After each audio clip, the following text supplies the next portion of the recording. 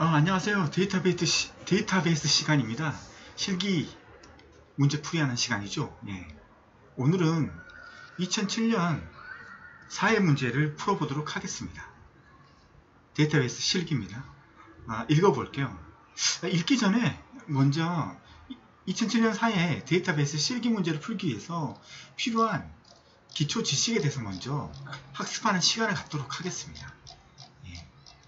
이걸 알아야지만 풀 수 있기 때문에 오늘의 기본 이론은 매핑 룰입니다. 매핑 룰.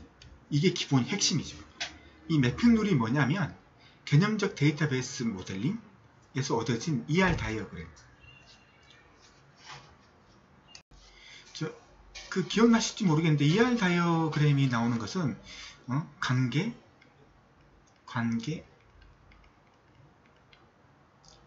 개념적, 이게 개념, 논리, 물리 이렇게 나왔을 때 개념 부분에서 하는 게 ER 다이어그램이겠죠.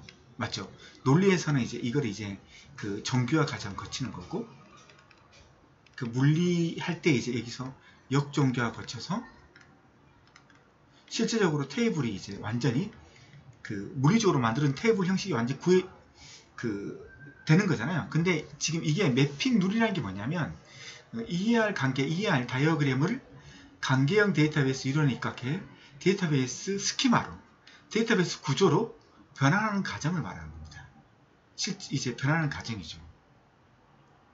밑에 보면 자세히 설명이 있거든요. 이 변환하는 과정이 뭐냐면 우리가 ER 다이어그램으로 사원 테이블을 우리가 ER 다이어그램으로 만들잖아요. 사원을. 그럼 이게 속성들인데 이걸 실제적으로 테이블 형태로 바꾸는 거죠. 사원. 맞죠?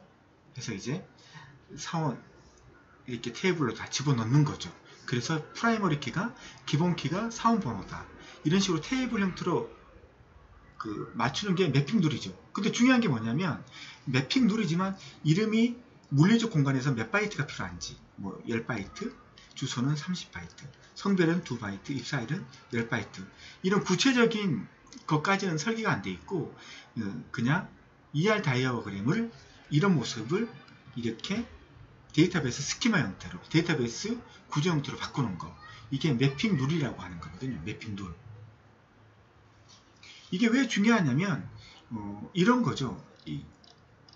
만약 이런 게 있다. 우리가 ER 다이어그램으로 만약에 교수하고 학생이 있는데, 그래서 교수 한 명은 학생 한 명을 지도한다. 이런 관계잖아요.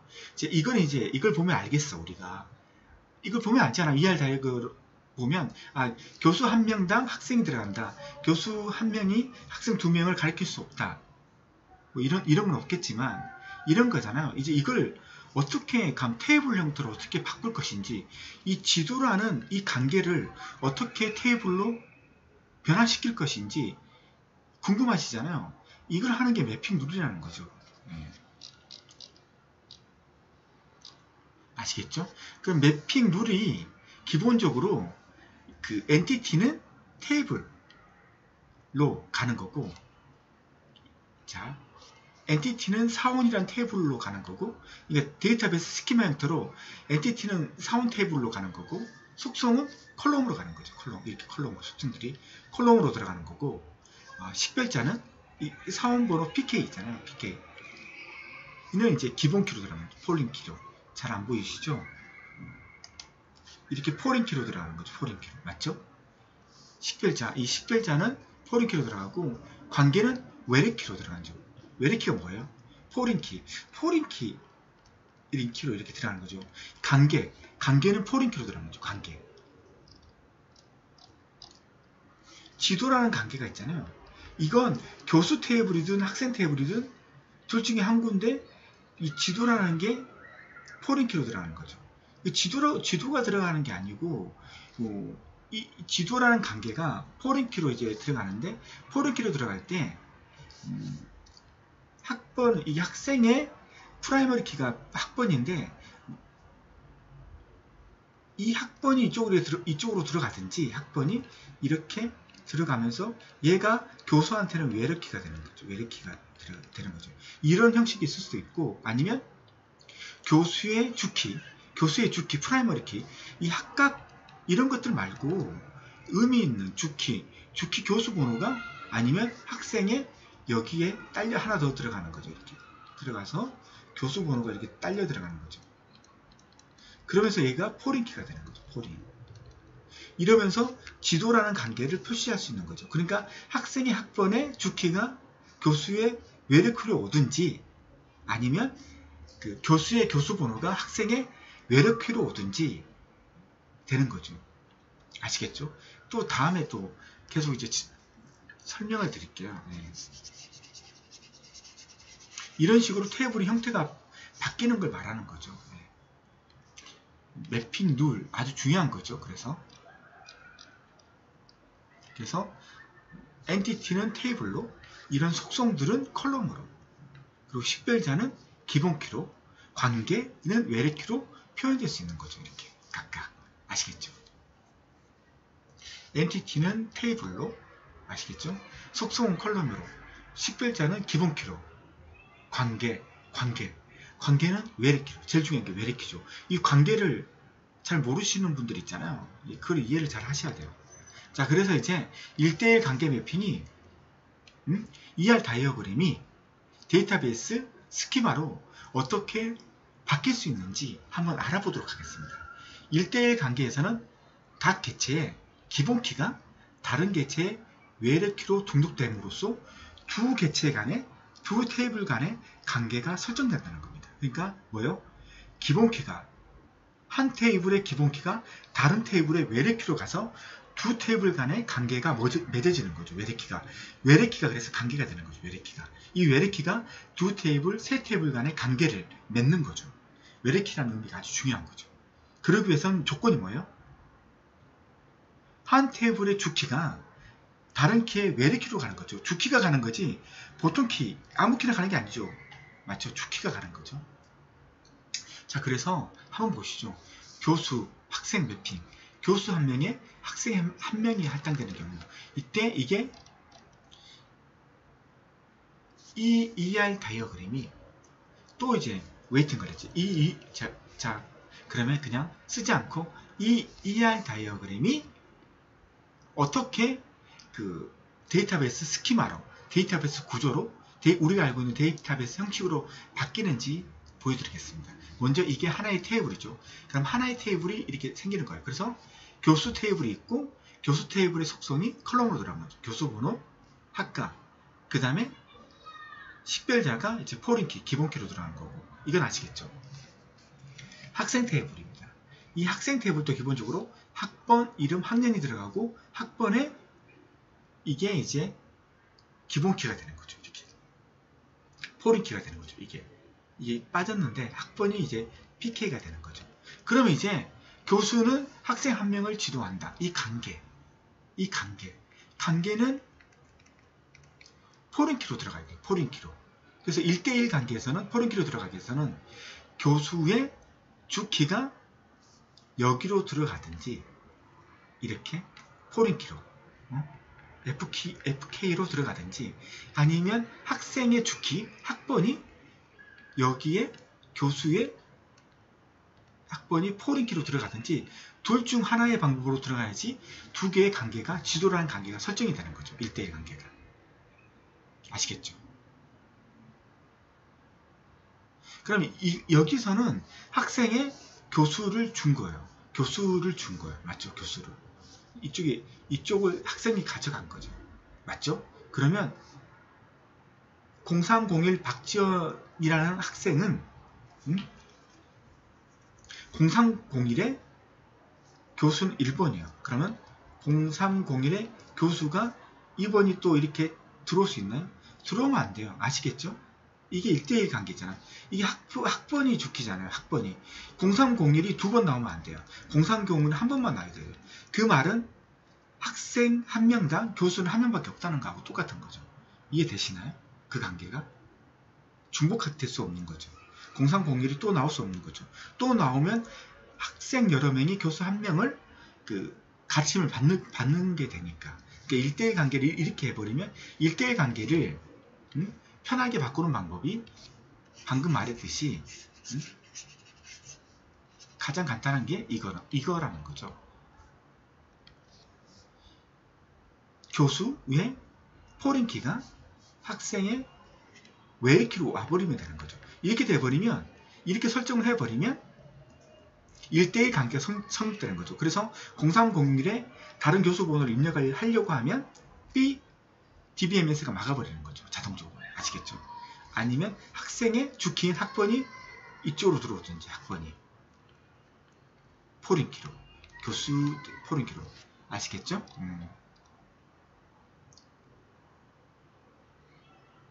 이게 방금 그렇게 말하는 거죠. 만약 이번에는 학생이 아니라 교수한테 학번이 들어온 거죠. 학번이. 여기 학생의 주키가 이쪽으로 들어온 거죠. 그러면 교수 한 명은 학생 한 명을 가르쳐야 돼요. 맞죠? 그 다음에 이번에 교수는 지금 학생이 2명밖에 없어요. 그러면 교수 3명 중에 한 명도 가르치지 말아야 돼요. 교수 한 명, 학생 한 명을 가르쳐야 되니까. 맞죠? 그러면 포린키는 널이 올 수 있는 거죠. 포린키는 널이 올 수 있어요. 아시겠죠? 주키, 프라이머리 키, 기본 키는 널이 오면 안 돼요. 난널이어야 되고 같은 값이 있으면 안 돼요. 맞죠? 그렇지만 학번은 포린키는 널이 돼도 돼요. 값이 없어도 된다는 말이죠. 아시겠죠? 자, 1대 N 관계. 개체맵핑. 1대 N에서는 1의 기본 키를 N의 L의 키로 등록하는 게 기본 디폴트예요. 아시겠죠? 1대 N 관계. 교수 학생 관계. 한 명의 교수에 여러 명의 학생이 할당되는 경우. 이 경우죠. 1대 N 관계. 원래 이게 이제 맞는 강의죠. 교수 한 명이 여러 명의 학생을 지도하는 거죠. 이게 맞는 거죠. 이때는 지도라는 걸 어떻게 하느냐면 교수 한 명에 있는 교수 번호가 여기로 가는 거죠.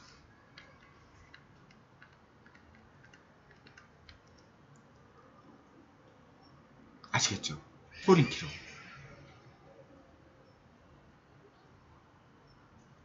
자, 그렇게 돼버리면 교수 한 명이 이게 1번이라는 교수 한 명이 2명을 가르치게 돼 있죠. 이때 그러면 이런 거죠. 이렇게 돼버리면 괜찮게 되는 거죠. 0301 교수번호 1번, 교수번호 1번 해서 교수 한 명이 여러 명을 가질 수 있는 거죠. 맞죠? 교수 한 명이. 맞잖아요. 중복되지 않았잖아요. 학번이 중복되지 않죠. 이렇게 해서 교수 한 명이 여러 명을 가르칠 수 있는 거죠. 이런 식으로 돼버리면. 아시겠죠? 이게 1대1에 만들 때 규칙이에요. 1인의 주키가 n인 경우에 포린키로 들어가면 이런 관계가 맺어지는 거죠. 이렇게. 맵핑도. 그 다음에 n 대 m인 관계가 있잖아요.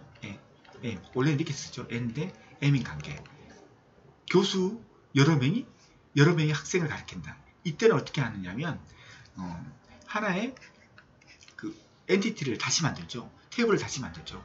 그때 학번 이것은 주키가 포린키 이거 교수 번호잖아요. 이게 주키 프라이머리 키가 되고 그 다음에 교수 번호가 프라이머리 키가 되는 프라이머리 키가 되는 거죠. 프라이머리 키가 되는 거죠. 그래서 두 개가 복합 키가 되는 거죠. 복합 키가 이렇게. 그래서 이걸 하나 만들어서 이거하고 이거 관계가 1대 n의 관계를 만들고 이거 이제 1대 m 관계를 만드는 거죠. 이렇게. 이런 식으로 만드는 거죠. 다시 한번 좀 지저분하니까 지우도록 하죠. 그러니까 n 대 m인 관계를 어떻게 표현할 거냐 이렇게 표현을 할 수 있다는 거죠. 만약 예를 들면 n 대 m 관계죠. 교수 여러 명이 학생 여러 명을 가르친다. 그러니까 교수가 여러 개 생길 수 있다는 거죠. 교수가 여러 개 생기면서 여러 개의 학생을 가르칠 수 있고 학생도 여러 명의 교수한테 받을 수 있는 거죠. 그러니까 한 명의 교수가 여러 명의 학생을 가르칠 수 있는 건 정상적인 거잖아요. 근데 한 명의 학생이 또 여러 명의 교수한테 가르침을 받을 수도 있잖아요. 맞죠? 한 명의 학생이 국어 선생, 영어 선생, 수학 선생한테 받을 수도 있는 거고 교수 한 명이 여러 명의 학생을 가르치는 것도 맞잖아요? 그거 n 대 m의 관계예요. 이게 그때는 테이블을 하나 더 만드는 거죠. 테이블을 하나 더 만드는데 중요한 것은 교수의 주키, 교수 번호하고 학생의 주키인 학번, 이 두 개가 복합키가 되는 거죠. 복합키가. 이 두 개의 키가 기본키가 되는 거죠. 이래서 얘하고 얘의 관계를 1대 n의 관계 또는 1대 m의 관계로 만들어서 이 테이블이 교차 테이블을 만드는 거죠. 이게 교차 테이블이거든요. 이런 식으로 해서 n 대 m을 이렇게 표시하는 거죠. 이렇게. 그래서 이게 1대 n, 1대 m의 관계를 만들어서 n 대 m의 관계를 데이터베이스 스키마로 변환시켜 주는 거죠. 자, 우리가 이제 문제를 해야 될 곳에 그게 n 대 m의 관계 예제가 나오는 거거든요. 이제 그걸 보면서 이제 더 자세히 한번 해보도록 하죠. 그 전에 이제 이 부분을 삭제를 하도록 하겠습니다. 오늘 하는 이 실기 문제도 아주 좋은 것 같아요. 왜냐하면 우리가 ER 다이어그램, 그 다음에 데이터베이스 구조 이렇게 따로따로 배우다가 얘가 이제 ER 다이어그램을 데이터베이스 스키마로 바꿔주는 이 부분을 한꺼번에 했기 때문에 우리가 따로따로 배웠던 것을 한번 융합해서 배울 수 있기 때문에 이해하기 편할 것 같고 이제까지 연결되지 않은 부분을 연결시킬 수 있는 좋은 문제인 것 같아요. 자, 그러면 이제 문제를 풀어보도록 하죠.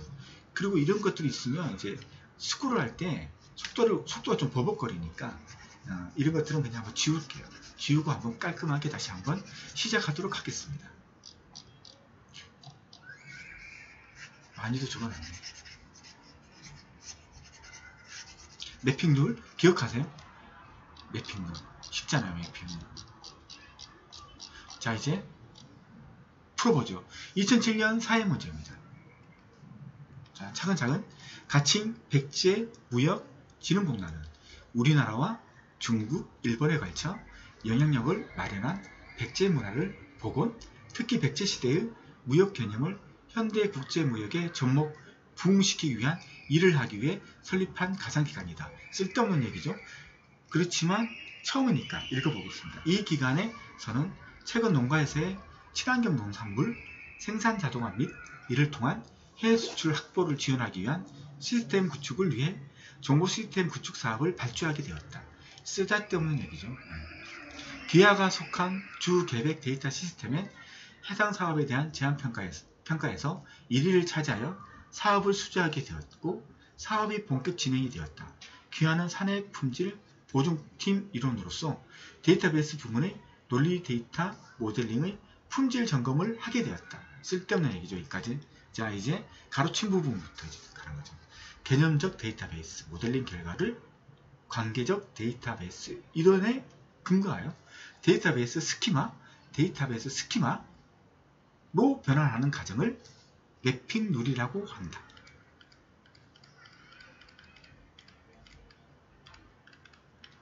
단순 엔티티는 테이블을 만들고 속성은 칼럼으로, 식별자는 기본키로, 관계의 데이터는 관계는 뭐예요? 관계의 데이터는 포린키, 외래키 또는 영어로 되어 있으면 포린키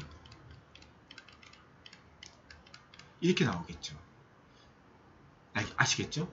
제가 답은 미리 적어놨어요. 그래서 즉 개념적 데이터베이스 모델링에서 도출된 엔티티를 ER에서 그러니까 ER 다이어그램에서 도출된 엔티티를 논리적 데이터베이스 모델링에서 매핑 룰을 이용해서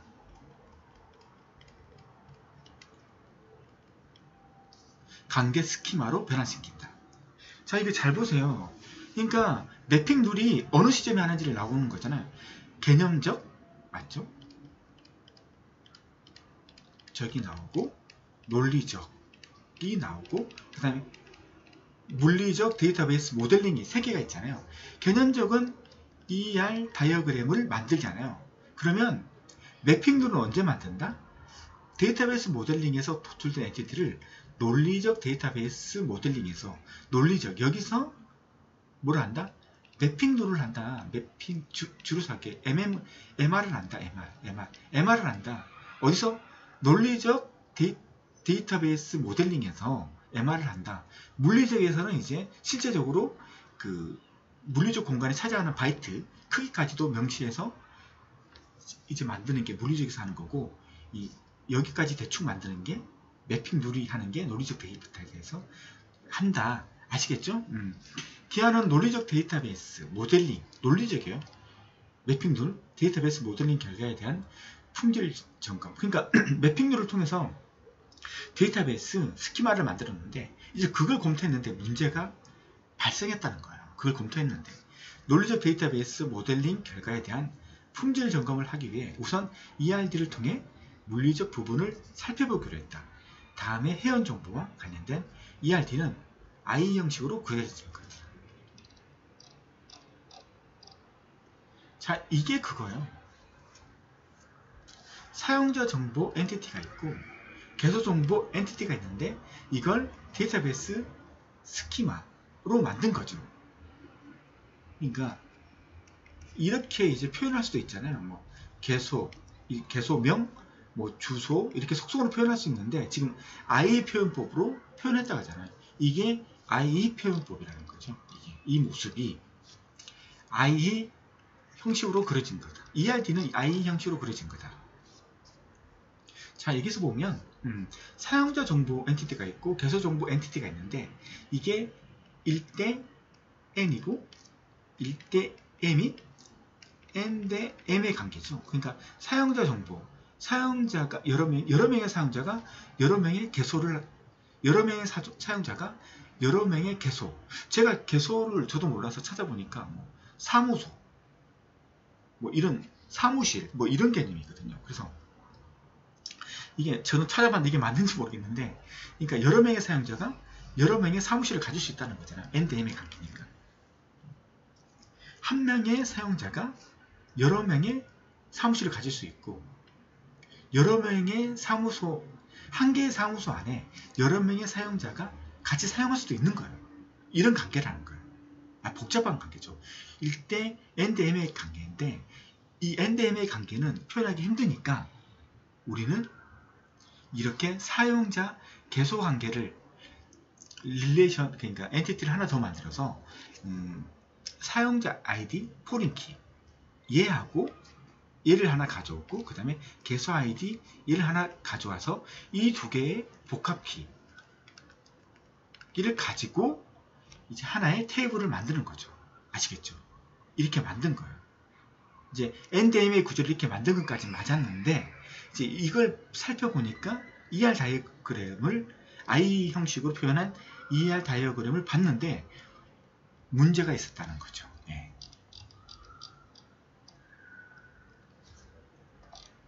자, 문제가 있다. 한번 보시죠. 기하가 논리적 데이터 모델인 엔티티 구조를 검토한 결과 여러 문제점을 도출하였다. 우선 무슨 엔티티와 개소 정보 엔티티는 N 대 M 관계이기 때문에, 그러니까 사용자 정보하고 아까 말했지만 사용자 정보, 제가 적어드릴게요. 사용자 정보 안 보이니까 그 다음에 개소 정보가 있었고 그 다음에 위에 사용자 개소 정보가 있었거든요. 이렇게 사용자 개소 관계가 있고 사용자 정보, 개소 정보, 사용자 개소 관계, 개소 관계네. 다시 적어볼게요. 지우고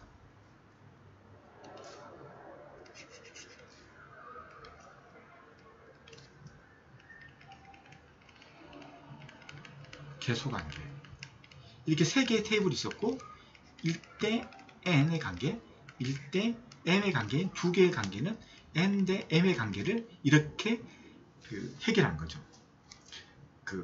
우선 3엔티티와 개소정보, 개소정보 엔티티는 N 대 M, N 대 M 관계는 사용자 정보잖아요. 사용자 정보.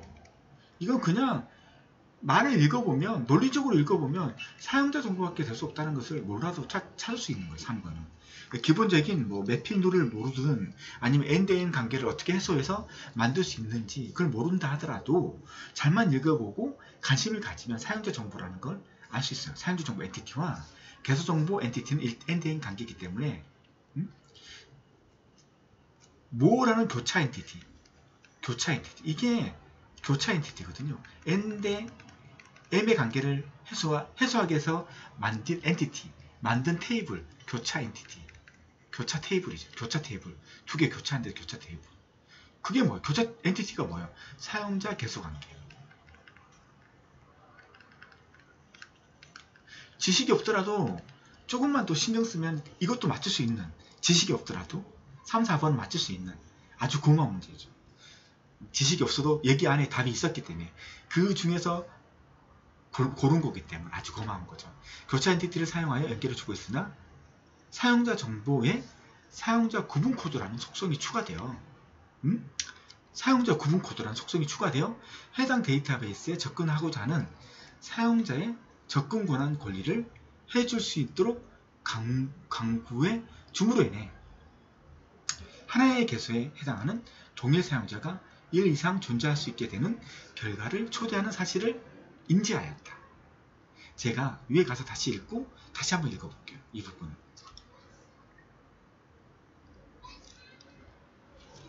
이 포링키로 지정된 사용자 구분 코드를 걸고 넣어보신 거예요. 사용자 구분 코드를. 그래서 사용자 한 명이 개소 한 명을 가지고 있어야 되는데, 이 개소 아이디 이렇게 한 명을 가지고 있어야 되는데, 근데 이게 만약 없었다면 사용자 한 명이 개소 아이디 한 명을 가지고 있어요. 왜냐면 사용자 아이디, 사용자 정보에는 사용자 아이디가 같은 게 유일하게 하나밖에 있어요. 하나밖에 없어요. 그래서 사용자 아이디는 개소 아이디를 하나만 가질 수 있는 규칙이 있었어요. 만약 이게 없었다면. 그래서 한 명의 사용자는 한 명의 사무실만 가지게 있도록 구성되어 있었는데 사용자 구분 코드를 하나 더 넣은 거예요. 그래서 이게 복합키가 된 거죠. 복합키가. 맞죠? 그래서 사용자 아이디와 개소 아이디를 봤을 때 이 하나만 있었을 때는 1대1 관계가 성립이 됐어요. 이걸 원했던 거예요. 설계자는. 근데 이게 복합키가 들어가면서 사용자 구분 코드가 들어갔어요. 사용자 구분 코드가 들어갔어요. 그러면 얘의 관계는 어떻게 되는 거죠? 얘의 관계는 N-1이 되는 거죠. 복합키니까, 두 개니까, 두 개니까, 맞잖아요. 이게 1이고, 사용자 구분 코드가 몇 개인지 모르겠어. 1, 2, 3이면 3개가 들어갈 수 있다는 거죠. 그러니까, 개소 아이디가, 하나의 사용자가 개소 아이디를 3개까지, 4개까지, 이 사용자 구분 코드가 그 값이 어떻게 몇 개가 들어갈 수 있는지 모르겠지만 몇 개까지 넣을 수 있는 건지 다른 걸 몇 개까지 넣을 수 있는 건지 모르겠지만 그거에 따라서 하나의 사용자가 여러 개의 개수 아이디를 가질 수 있다는 거죠. 근데 설계자는 그걸 원할 게 아니에요. 우리가 이 사람들의 그 영업 형태를 모르고 어떤 것을 생각하는지 몰라요. 단지 이들이 원했던 건 이거였던 거예요. 1대1. 그러니까 한 명의 사용자가 그 사무소 아이디는 한 명의 사용자는 한 명의 사무실만 가져야 되는데 얘를 집어넣음으로 해서 한 명의 사용자가 여러 개의 사무실을 가질 수 있는 구조가 돼버린 거예요. 원하지 않는 구조가 돼버린 거죠. 자, 다시 읽어보도록 하겠습니다. 사용자 구분 코드 속성이 추가되어 해당 데이터베이스에 접근하고자 하는 사용자의 접근 권한 권리를 해줄 수 있도록 강구해 줌으로 인해 추가를 시켜서 사용자 구분 코드 속성이 추가를 줌으로써 하나의 개수에 해당하는 동일 사용자가 하나 이상 존재할 수 있게 되는 결과를 초래하는 사실을 인지하였다.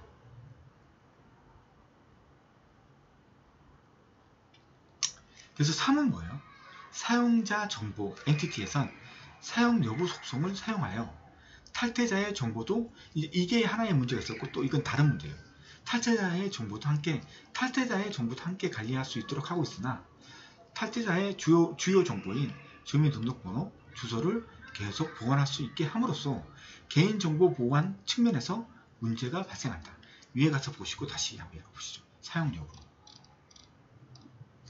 이 사용 여부라는 코드가 있는데 이게 뭐 Y면 이 사용자는 계속 사용하는 거고 N이면 사용하지 않는 거예요.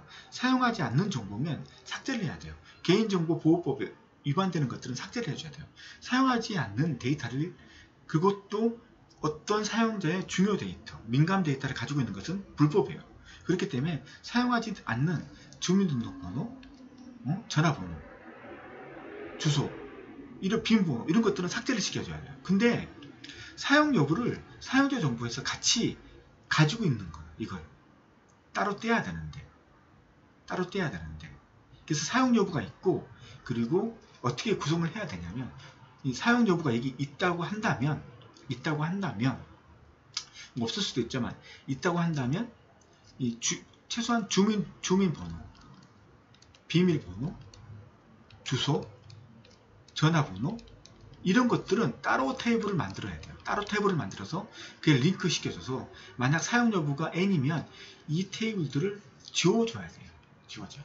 근데 같이 쓰고 있는 거죠. 사용 여부하고 이런 중요 민감 데이터를 같이 사용하고 있는 거예요. 사용 여부하고 분리를 시켜줘야 되는데, 그래야지 사용하지 않았을 때는 이걸 삭제할 수 있는 구조가 되는 건데, 지금 이건 삭제를 못해요. 삭제해버리면 뭐 개소 정보, 필요한 것 정보들까지 날아갈 수 있는, 그러니까 내가 가지고 있어야 되는데 그게 의도치 않게 날아갈 수 있는 문제가 생기기 때문에 삭제 뭐 이런 문제 같은 것들 생길 수 있기 때문에, 갱신 문제가 생길 수 있기 때문에 이렇게 구분시켜줘야 된다는 말이죠.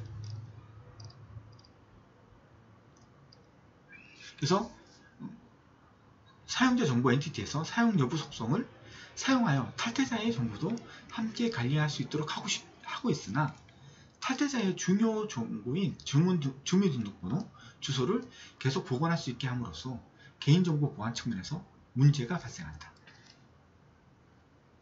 뿐만 아니라 사용자 정보 엔티티와 개소 정보 엔티티의 주소 속성이 데이터의 의미가 다름에도 불구하고 동일한 속성명으로 지정되는 등, 주소라는 게 이게 그러니까 여기도 주소라는 이름을 쓰고 있고 여기도 주소라는 이름을 쓰고 있는데, 사용자 사전 딕셔너리 사전에 있는데, 근데 의미는 주소가 맞는데 뜻은 틀리다는 거죠. 얘는 사용자가 살고 있는 주소고 얘는 사무소의 주소라는 거죠. 이걸 그냥 거론한 거예요. 정말 민감하게 따진 거죠. 그래서 사용자 정보 엔티티의 개소 정보 엔티티의 주소 속성이 데이터의 의미가 다름에도 불구하고 동일한 속성명으로 지정되는 등 동음 이의어 발생이 되어 있는 사항이었다. 또한 사용자 구분 엔티티에서 사용 여부 속성을 부여하여 사용자 구분을 하고 있으나 이는 사용되지 않고 사용자까지 관리하게 되므로 문제가 된다. 아까 방금 문제가 되었던 사용자 구분 코드, 사용자 구분 코드 있죠? 이 두 개의 관계는 1대 n의 관계죠.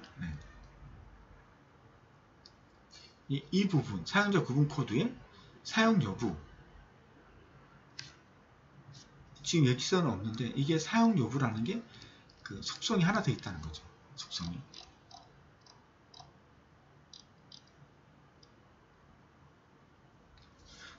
그러니까 사용자 구분 엔티티에서 사용자 구분 엔티티에서 사용 여부 속성을 부여하여 사용자 구분을 하고 있으나 이는 사용되지 않고,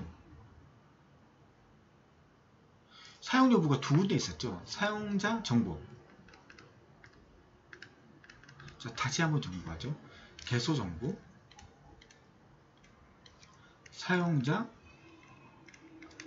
개소 관계라는 교차에 되어 있었죠. 이렇게. 그 다음에 얘는 사용자 구분이라는 게 있었고, 여기에 사용 여부가 있어요. 그러면서 여기도 사용 여부라는 똑같은 게 있어요. 맞죠? 근데 여기선 사용 여부 써요. 근데 문제는 사용을 하지 않는데도 중요 데이터가 삭제되지 않는 문제가 있었고, 이걸 고쳐야 된다는 거고, 그래서 사용 여부와 사용자의 중요 정보를 따로 분리하라는 거고, 여기서는 사용자 구분에서도 사용 여부를 쓰는데 사용자 구분을 하고 있으나 얘는 사용하지 않는다는 거, 사용하지 않는 사용 여부를 넣었다는 거예요. 그럼 이건 삭제하라는 거죠. 따라서 회원 정보 데이터베이스 사용자 정보, 기억하시죠? 사용자 정보. 다시 한번 해볼까요? 사용자 정보 엔티티, 그 다음에 뭐죠? 개소 정보. 이 두 개를 연결한 교차 엔티티, 사용자 계속관계 엔티티. 이게 있었고, 그 다음에 하나가 더 사용자 구분.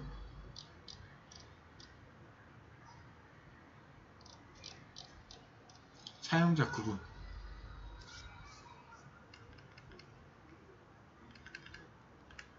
이렇게 있었죠. 관계가. 네. 따라서 회원정보 데이터베이스 사용자 정보엔 사용자별 접근 권한을 관리하기 위한 무슨 속성을 제거하고, 사용자별 접근 권한, 사용자 구분을 통해서 사용자별 접근 권한을 관리하려고 했잖아요. 이걸 제거하려고 한 거죠. 이 부분, 사용자 구분 코드, 이거 삭제하라는 거죠. 이것 때문에 한 명의 사용자가 한 명의 계속 사무소를 가지고 있어야 되는데, 얘 때문에 한 명의 사용자가 여러 개의 사무소를 가질 수 있는 문제가 생긴 거죠. 그래서 얘를 삭제하라는 거죠.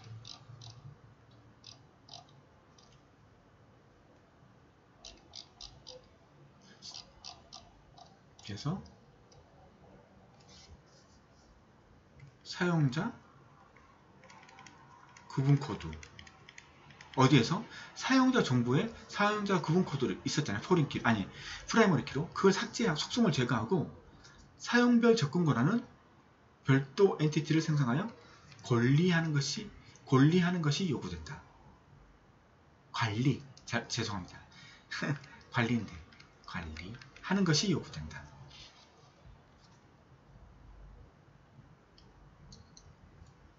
탈퇴자 정보는 탈퇴자 정보 엔티티를 별도로 생성하여 공개해도 상관없는 회원 정보만 관리하는 것이 필요하고, 또한 사용자별 접근 권한을 관리하기 위해 사용자 정보 엔티티에서 사용 여부 속성을 삭제하고 사용자별 권한관리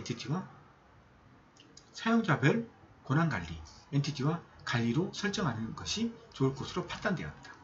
사용자별 권한관리를 사용자 정보 엔티티에서 분리하여 별도 엔티티를 생성하고, 사용자 정보, 사용자 구분 엔티티와의 관계를 설정하는 것도 중요하다는 사실을 알게 되었다. 어렵죠? 하기사 지금 이 문제가 참 좋은 문제이기도 해요. 그리고 이제 제가 잘 설명을 드리지 못했지만 다시 한번 보시면서 학습하시는 것을 권장해 드리도록 하겠습니다. 자, 이제 답을 보시면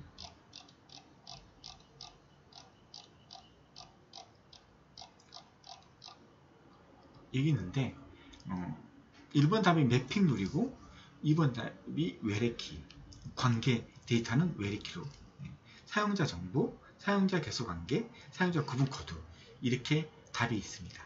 한번 보시고 차근차근 다시 한번 학습하는 시간을 갖도록 해주십시오. 감사합니다.